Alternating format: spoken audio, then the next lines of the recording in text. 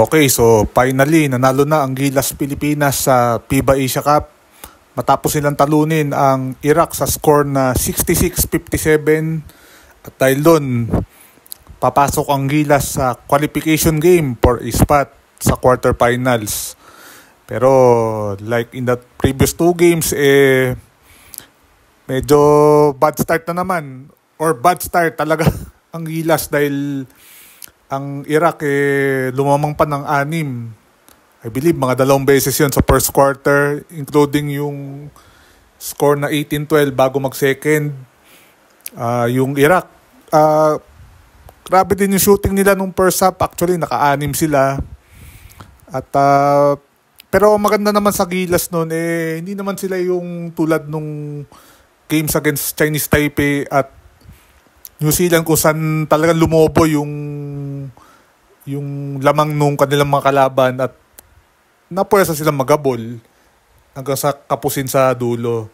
Pero this time talagang kahit 6 ang lamang ng Iraq, nandun pa rin ang Gilas sa game.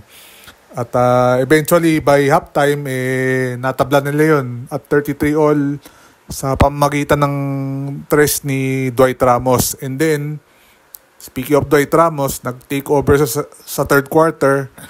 He had 10 dun sa period na yon. At ang very crucial dun yung back-to-back threes niya. Kung saan from 35 all, lumamang na ang Gilas. At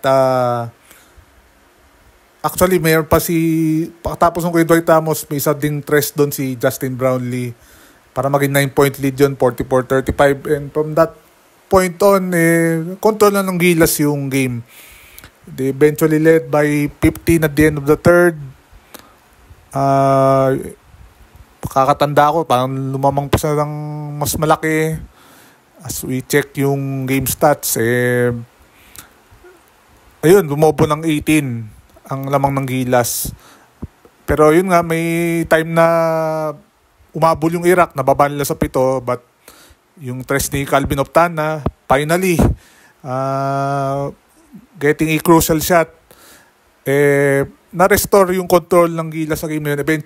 Eventually winning the game at tapusin ng Group D na may record na 1-2. So, again, Dwight Ramos, 21 points, 7 of 14 from the field, 3 of 7 from 3-point range. Meron din siya 5 rebounds. At ang efficiency rating niya 20. So again, Dwight Ramos, another good game for him. Siguro sa ngayon siya ang pinaka-consistent na players para sa Gilas dito sa tournament na to. Brownlee struggling 8 points, 3 of 12. Pero yung nga maganda kay Justin Brownlee, kahit struggling siya may mga spurts siya na nakakaambag siya. Yun nga, yung tres niya. Then, meron din siya 7 rebounds and 4 assists with 3 steals. So, may mga contributions pa rin si Justin Brownlee, but yun nga, 3 of 12 sa tonight, 8 points. Siguro na rin yung depensa ng Iraq na kay Justin Brownlee, knowing na coming off siya ng 37 points against New Zealand. So, tingnan din natin ibang stats. AJ Edo, another good game for AJ Edo, 9.7 rebounds. Meron din siyang 3 steals and 2 blocks. Isa sa mga susi dun sa third quarter kung saan yung depensa talaga nung Gilas. Dun sila nakakuha ng... Doon pa sila nakakuha ng puwang bukod dun sa sinasabi natin mga tres na shoot ni Dwight Ramos and Justin Brownlee. Ang dami nila na-force na turnovers sa Iraq at lalong lumaki yung lamang nung Gilas dun sa third quarter na yon, pati na rin sa fourth quarter. Scottie Thompson wala siya na-score si Scottie Thompson, but he had 4 rebounds and 6 assists. Marami din medyo marami din sa social media na pinupuna yung scoring numbers ni Scottie Thompson, pero si Scottie naman nakaka-rebound, yun nga, 4 rebounds, 6 assists. Actually, yung New Zealand, decent naman yung pinakita ni Scotty, kahit 2 points siya. Yun nga, kinapos nga lang Gilas. He had 7 rebounds, by the way, dun sa game na yun.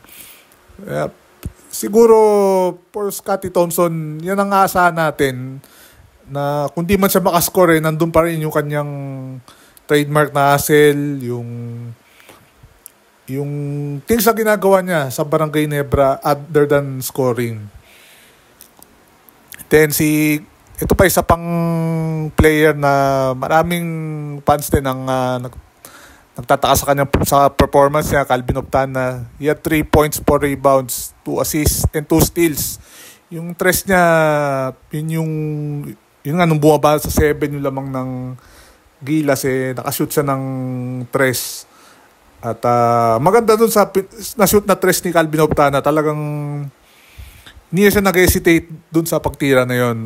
There were times dun sa game na, early in the game na, pwede naman naitira ni Calvin Optana, pero for some reason, mas gusto pa niyang i-drive yung dumrive, go for a high percentage shot o ipasa yung bola. But yun nga, Calvin Optana, actually, sa mga mahabang minuto for Coach Tim Con in the last 2 games, he had 20 minutes tonight. Pero yun nga, na-injured na naman yung ankle niya at syempre, concern yun for Gilas dahil if Calvin Optana is forced na umupo, mababawasan ng tao or mababawasan si Coach Tim Con ng yung player na inaasahan niya doon sa rotation niya. Alam naman natin, si Coach Tim, maliit ang rotation at marami din fans ang siyempre hindi nagugustuhan yun dahil hindi masyadong nabibigyan ng playing time yung like sila KQ, sila Carl Tamayo. Actually, Carl Tamayo, 6 points in 6 minutes. Pero yung 6 points niya, laking bagay nung second quarter, back-to-back threes. Dahil doon,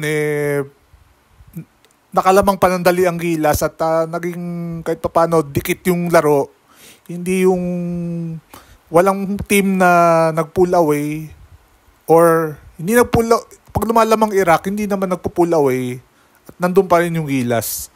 So, yun. Carl Tamayo, 6 points.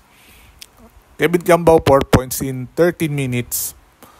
And then, si Jamie Malonzo, hindi na naman naglaro for the third straight time.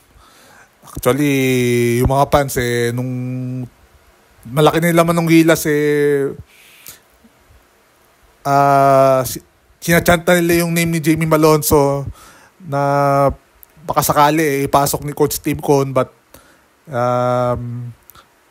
pero si Coach Tim Con, sabihin natin, nagmatigas at hindi pinasok si Jamie Malonzo for the third straight time.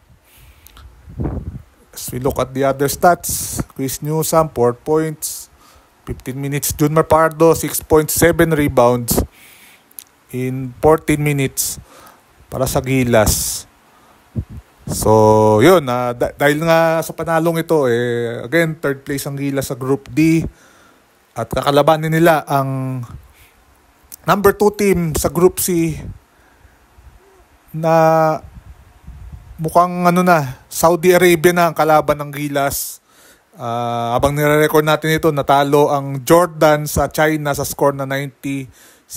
So dahil sa pagkatalo ng Jordan, 1-2 na ang Jordan. At actually hindi pa hindi pa pala sure na Saudi Arabia kasi si Saudi mamayang 11 kalaban ang India, so may chance pa doon na baka yung India manalo at magkaroon ng 3-way tie at 1-2 sa Group C. So abangan pa natin yan pero yun nga, ang odds pabor sa Saudi Arabia para makuha ang second place sa Group C. Kung mangyari yun ang kalaban ng Gilas sa Lunes ng gabi. Wala pang time, wala pang oras yung game na yon, pero tingin ko hindi naman tayo mapupuyat. So sana hindi ganun kung late man lang yung start hindi ganun kasing late nung game against Chinese Taipei. So, yun, abangan natin kung sinong makakalaban ng Gilas sa qualification to the quarterfinals. At kung manalo ang Gilas dun sa game na yun, papasok siya sa quarterfinals against the top team ng Group A. At sa Group A, mukhang ang magiging top team na ay ang Australia. Nako, mabigat to para sa Gilas kung sakali umabot siya sa quarterfinals. Australia 2-0 na sa Group A. Lebanon at Korea 1-1. Qatar 0-2 sa Group A. Yan ang standing sa Group A. Pero mukhang Australia na ang papasok. Qatar ang last game nila sa Group A bukas. So, we expect na mananalo ang Australia dito sa game na yan. So, yun nga, in-acknowledge na ni Coach Tim Cone after ng game na talagang top road ang tatahakin ng Gilas kung gusto nila ma-achieve itong inaasam nilang title dito sa Asia Cup. Pero ready daw sila sa challenge na yan. Pero abangan natin kung anong bagay ang kailangan, ang mai-improve pa ng Gilas sa Lunes at kung makapasok man sila sa Wednesday ang quarterfinals. Kasi syempre ang naging problema ng Gilas throughout this group stage, yung consistency nila sa depensa, lalo na dun sa pag-allow nila ng mga 3-pointers. Yun nga, yung itong Iraq kanina, naka-6 ang Iraq nung first half at second half, 3 lang nagawa ng Iraq. So, laki improvement yun, pero syempre, mas mabibigat na yung mga laro ngayon at kailangan mas consistent pa ang Gilas sa mga susunod na laro. So, yan lang po ang ating discussion tungkol sa panalo ng Gilas sa Iraq by the score of 66-57. Gilas advancing to the qualification game for the quarterfinals. At buhay pa ang Gilas dito sa torneo na to. And yan lang po ang ating discussion for tonight. Siguro tayo natin bukas pag-usapan yung preview ng game, qualification game na yan against Weber ang makalaban ng Gilas. So ito na muna for now. Good night po sa lahat.